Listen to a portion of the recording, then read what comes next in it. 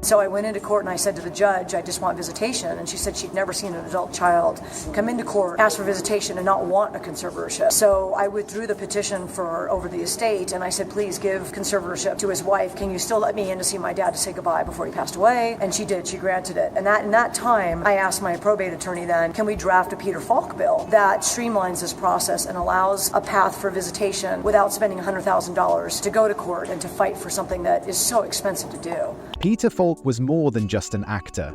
He was an icon. With his trademark trench coat, unkempt hair, and unforgettable squint, he brought Lieutenant Columbo to life in a way no one else could. Millions adored him. His charm, sharp wit, and seemingly absent-minded detective work made him a household name for decades. But while the world saw a brilliant actor at the top of his game, few knew the heartbreaking reality of his final years. What happens when the man who solved the most perplexing mysteries on screen becomes a prisoner in his own life? When his daughter, Peter Falk, had to fight the very system meant to protect him just to say goodbye? What happened in Peter Falk's final days? The truth is more painful than anyone could have imagined. But behind the fame, a personal struggle was unfolding, one that would shake his family to its core. To the world, Peter Falk was a brilliant and unconventional detective who always had one last question. But to Peter Falk, he was simply Dad. A father who laughed, played, and made every moment feel special. His presence was larger than life, not because of fame, but because of the warmth he carried with him. Catherine remembers how her father could turn the most ordinary moments into unforgettable experiences. He had a way of making people smile, whether through a clever joke, an unexpected adventure, or simply the way he looked at life. He wasn't the kind of father who followed the rules, he made his own. Birthdays were never just about cake and presents. They were grand events, filled with laughter, surprise trips, and spontaneous plans that kept everyone on their toes. Despite his fame, Peter never let Hollywood take over his role as a father. He preferred family dinners over industry parties and quiet moments at home over flashing cameras. Catherine recalls sitting with him for hours, listening to his stories, some real, some exaggerated for dramatic effect, but all captivating in their way. He had a gift for making the simplest things feel like magic. He was eccentric, no doubt about it. There were days when he would walk around the house in his Columbo coat long after filming had wrapped, pretending to solve mysteries just to entertain his daughter. He would lose track of his car keys, but could somehow remember every line from his scripts. His quirks only made him more lovable, turning every interaction into something memorable. Catherine admired the way he carried himself, not as a celebrity, but as a man who never lost sight of what truly mattered. He taught her about kindness, resilience, and the importance of standing up for what's right. Their bond was built on trust, laughter, and an unspoken understanding that no matter where life took them, they would always have each other. But that connection, once unbreakable, would later be tested in the most painful way imaginable. As Peter's health began to fail, Catherine found herself on the outside, locked out of his life by forces beyond her control. The man who had once made her feel like the center of his world was suddenly unreachable. But the love they shared would soon be overshadowed by a bitter and painful struggle. For years, Peter Falk had been a force of nature. His energy, quick wit, and sharp mind never seemed to fade. But then, the unthinkable happened. The man who had spent his life solving mysteries suddenly found himself trapped in one that he would never escape. It started with small things: a misplaced item, a forgotten appointment, a story told twice in the same conversation. At first, it was easy to brush off. After all, Peter had always been a little absent-minded in the most endearing way. But soon, the changes became impossible to ignore. He would lose his train of thought mid-sentence, struggle to recall familiar names, and grow frustrated over things that once came naturally. Alternatively, his legendary ability to command a room with his storytelling began to fade, replaced by confusion and silence. The diagnosis came like a crushing blow: Alzheimer's disease. The very essence of who Peter Falk was, his humor, his intelligence, his ability to outthink anyone in the room, was slipping away. Catherine was devastated. She knew what this meant. The man who had once been larger than life would now struggle to remember the life he had built. As his condition worsened, so did Catherine's access to him. His second wife, Peter Falk, took complete control of his care. At first, Catherine tried to believe that this was for the best, that Peter was making sure her father was comfortable, but something didn't feel right. Suddenly, phone calls went unanswered, visits were denied, conversations were cut short. It was as if Peter Falk had vanished into thin air. The excuses kept piling up. He was resting. He wasn't feeling well. It wasn't a good time. But Catherine knew better. This wasn't just about his health. This was about control. The father, who had once been at the center of her world, was being kept away from her, and she didn't know why. Her fears grew stronger with each passing day. What if he was asking for her? What if he felt abandoned? What if he didn't even understand why she wasn't there? The thought was unbearable. She needed to see him. She needed to make sure he was okay. But the doors remained closed, and then, just like that, they locked completely. And then, without warning, Peter Falk disappeared from Catherine's life completely. Catherine Falk had always believed that no one could keep a father and daughter apart. But she was wrong. Every phone call went unanswered. Every attempt to visit was denied. The excuses became more infuriating. He was resting, he wasn't feeling well, and it wasn't the right time. But how could there never be a right time for a daughter to see her father? Peter Falk had taken complete control, and Catherine was left in the dark. She wasn't given updates on his health. She wasn't told where he was or how he was doing. The man who had once been her world was being kept away from her, and no one could explain why. It felt cruel. It felt unnatural. And worst of all, it felt intentional. She tried reasoning, she tried pleading, but nothing worked. Shera had the power and she wasn't letting go. The realization was horrifying. Catherine wasn't just losing her father to Alzheimer's. She was losing him to a legal system that gave one person total control. Desperate and out of options, Catherine did the only thing she could. She took the fight to court. She thought it would be simple. She wasn't asking for money. She wasn't asking for control. She just wanted to see her father. She wanted the chance to sit beside him, hold his hand, and remind him that he wasn't alone. But the legal system didn't see it that way. And the courtroom was cold and sterile, nothing like the place where life-changing decisions should be made. Catherine stood before the judge, pleading her case. She wasn't there to challenge Shera's conservatorship. She wasn't asking to take over. She only wanted visitation rights, a chance to say goodbye before it was too late. But the judge's response was shocking. This was unusual, she was told. Adult children didn't typically request visitation without seeking control over the estate. It was as if simply wanting to see her father wasn't enough. Catherine could feel the walls closing in, the weight of bureaucracy crushing something that should have been so simple. The system wasn't built to recognize love. It was built to recognize paperwork, signatures, and legal authority. Shera had all of that. Catherine had nothing. Her frustration turned to determination.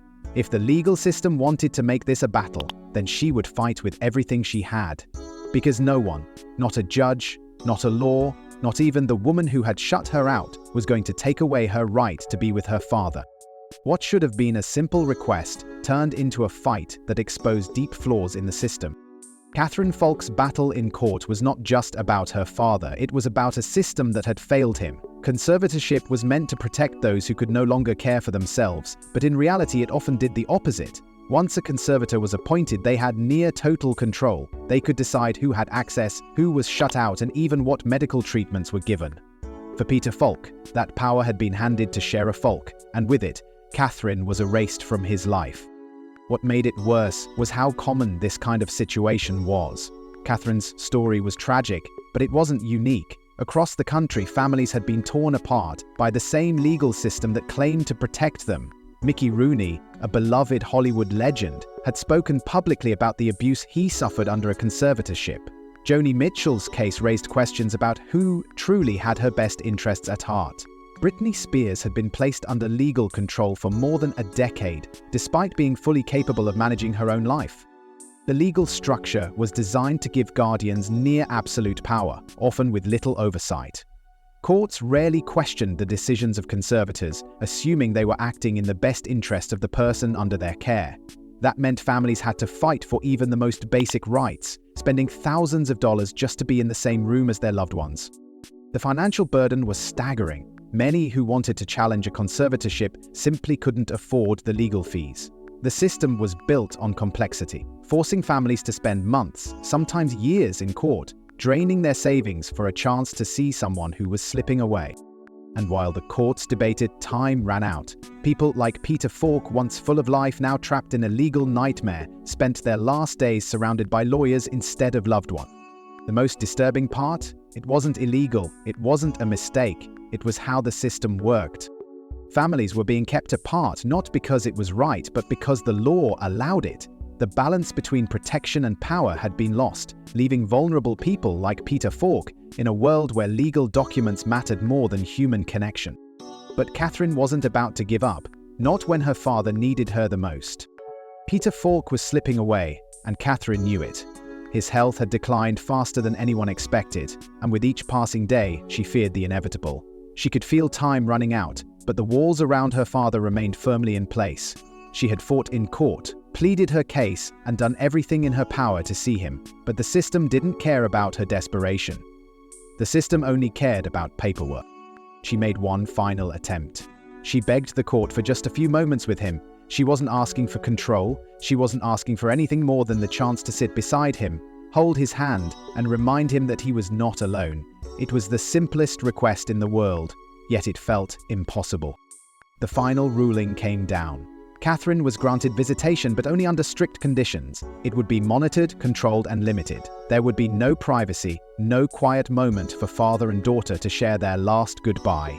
But even that small victory came too late. Before Catherine could reach him, before she could tell him she loved him one last time, Peter Falk was gone. The pain was unbearable. She had fought so hard and endured so much, and in the end, the decision wasn't hers to make. The father who had once been her whole world had died without her by his side. She had been shut out, left waiting, powerless to do the one thing she had promised herself she would do: be there for him when he needed her most. She couldn't help but wonder, had he asked for her? Had he waited for her? Had he understood why she wasn't there? The questions haunted her, questions she would never have the answers to. The man who had once filled her life with love, laughter, and endless stories had taken his final breath in isolation. Not because he had no family, but because the system had decided who mattered and who didn't. And in that equation, Catherine had been erased. It was a pain unlike anything she had ever known. This wasn't just loss, it was something crueler. A goodbye that had been stolen from her, a moment she could never get back. But grief has a way of turning into something else, into anger, into purpose, into action. Catherine's pain turned into a mission, one that would change the law forever. Catherine Falk could have let grief consume her. She could have walked away, carrying only the unbearable weight of losing her father in the cruelest way imaginable. But she refused. The pain of being shut out in her father's final days ignited something deep inside her, a fire that could not be extinguished. She had lost her battle to see her father, but she was not going to let anyone else suffer the same fate. She knew she couldn't change what had happened to her, but she could change what would happen to others. Catherine began speaking out. She shared her story, not just as Peter Falk's daughter, but as a daughter who had been stripped of her right to be with her father when he needed her most. As she spoke, she realized something disturbing. She was not alone. Countless families had faced this same nightmare. Sons, daughters, husbands, and wives were all locked out by conservatorship laws that gave guardians unchecked power. They had fought just as she had, and they had lost. Their loved ones had died alone, not because they were abandoned, but because the law had failed them. Something had to change. Catherine took her fight to lawmakers, determined to make sure that what happened to her father would never happen to another family. The idea was simple. No one should have to go to court and spend thousands of dollars just to see their loved ones. A person's final moments should be filled with the presence of family, not the cold isolation of legal red tape. She helped draft what would become known as Peter Falk's Law, a piece of legislation designed to prevent conservators from blocking access to family members without cause. The law required that families be notified of critical changes in a loved one's condition, including hospitalization, transfer to a different facility, or even death. It set clear rules to stop conservators from wielding their power as a weapon against family members who only wanted to be there. But the fight was far from easy. Passing legislation is never simple, especially when it challenges an established system. Catherine faced resistance from those who saw the law as unnecessary, and from those who didn't want to disrupt the legal framework of conservatorship. But she didn't back down. She lobbied lawmakers, gathered support from other families who had suffered the same loss, and made it clear that this wasn't about money or power. It was about humanity. One by one, states began adopting Peter Falk's law, changing the way conservatorships operated across the country. Families who had once been silenced now had legal rights. No longer could a guardian arbitrarily cut off access to a loved one. No longer would courts dismiss the emotional devastation of separation. Catherine had turned her father's tragedy into a movement. She had fought not just for him, but for every family that had been denied their right to love and be loved in their loved one's final days. It was a victory, a triumph born from loss, a legacy that would outlive the pain. But while the law was a victory, the wounds of Peter Falk's final years still lingered. The legal battle was over, the law had changed, but no amount of victories could erase the pain Catherine Falk carried with her. No court ruling could bring back the moments she had lost, the time that had been stolen. Her father was gone, and he had died, without her by his side. That reality would haunt her forever. The weight of it never truly lifted. Some days she would wake up feeling as though she could still fight, as if there was still something left to win, but other days the grief was suffocating. She would think back to all the nights spent wondering if her father had called out for her and if he had felt abandoned in his final moments. Those questions had no answers, and they never would. Fame had given Peter Falk the admiration of millions, but in the end, it had done nothing to protect him from the failures of the system. He had been a beloved actor, a man who had entertained generations. Yet when his health declined, he became just another case file, another person whose fate was dictated by legal decisions rather than love. Catherine struggled with the contradiction. Her father had lived a life larger than most, but in his final days he had been stripped of the simplest dignity, family. It was a truth she could never make peace with. Still, she refused to let her father be remembered for the way he died. She spoke about his warmth, his humor, his brilliance. She shared stories that reminded the world of who he truly was. Not just Columbo, not just a Hollywood legend, but a man who loved deeply and deserved to be loved in return. She found solace in the change she had created. Peter Falk's law ensured that families like hers would never have to endure what she had. It was his legacy, one that extended far beyond the silver screen. But even that triumph could never fully quiet the ache in her heart. No one prepares you for the kind of loss that comes with unfinished goodbyes. It is a wound that doesn't heal, a pain that doesn't fade. She had fought for her father, and in doing so, she had fought for so many others. But in the quiet moments when the cameras were gone and the courtrooms were empty, she was still just a daughter who had lost her father in the most painful way imaginable. She had won the battle, but she had lost something far greater, and that loss would stay with her for the rest of her life. In the end, Peter Falk's story is more than just a Hollywood tragedy, it's a wake-up call. Peter Falk's story is not just about Hollywood, nor is it just about one family's pain. It is about a system that failed him, a system that continues to fail many others. His case was not unique. Across the country, families are torn apart by conservatorship laws that prioritize legal authority over human connection. It is a painful reality that has left countless loved ones locked out, waiting on the other side of doors that should never have been closed in the first place. Catherine Falk's battle brought necessary change, but it was only the beginning. Peter Falk's law was a victory, yet conservatorship laws remain deeply flawed. There are still families fighting, still children begging to see their parents, and still courtrooms deciding who gets to say goodbye. The fight is far from over. Families cannot afford to be silent. The time to act is before the legal system takes control, before decisions are made by someone else. Open conversations about legal rights, guardianship, and future care plans must happen now, not when it is too late. Too many people believe that their bonds will protect them and that love will always win. But as Catherine learned in the hardest way possible, the law does not recognize love. It recognizes signatures on paper. Every family deserves the right to be together, especially in life's most fragile moments. No one should have to go to court to hold a parent's hand, to say a final goodbye. No one should have to fight for what should be a given. Peter Falk was more than an actor. He was a father, a man who loved and was loved in return. He deserved better. Every person caught in the web of conservatorship deserves better. What do you think? Should conservatorship laws be reformed further? Share your thoughts in the comments.